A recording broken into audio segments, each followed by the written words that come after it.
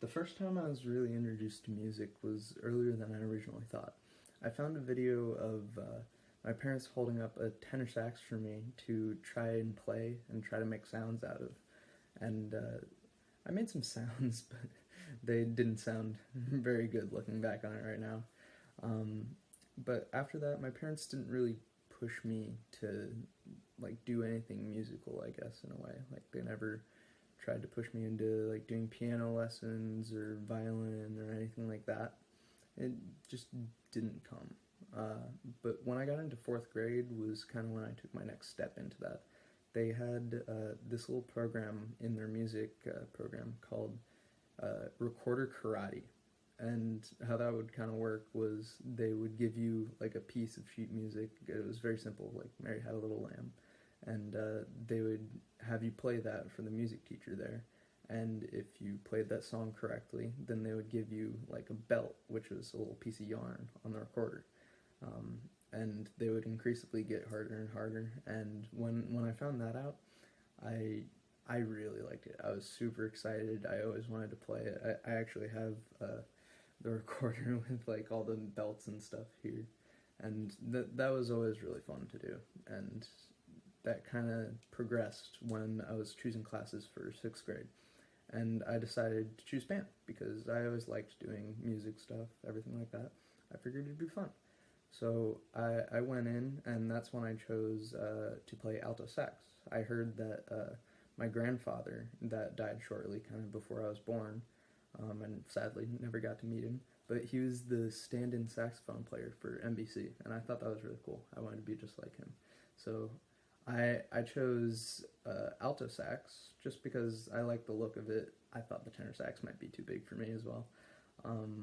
And I started playing with that. And when I first got it, I was surprised and kind of delighted to find out that it was almost like a recorder, but it was just harder to play, I guess.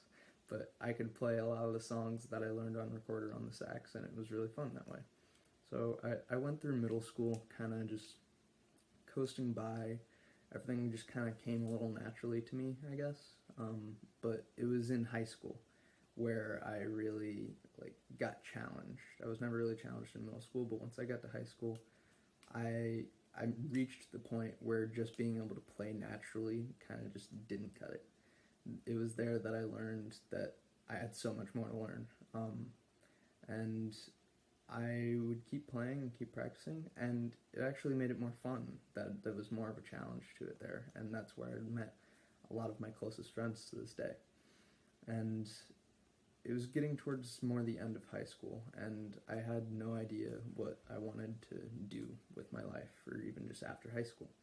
So I kept trying to think, and I couldn't really find much that interested me that I thought I could make a career out of. But it was shortly after my senior year started that I kind of thought about seriously going into music education. And it's something I'd thought of before, but I never took it seriously, I guess. But I figured music and playing instruments is what I have the most fun with pretty much in my life. It's one of the most fulfilling things I do. And why not try to do that for a career?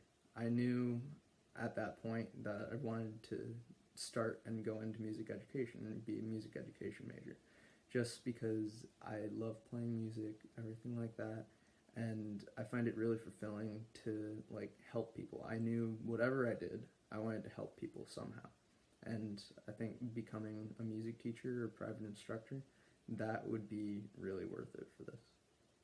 All right, thank you.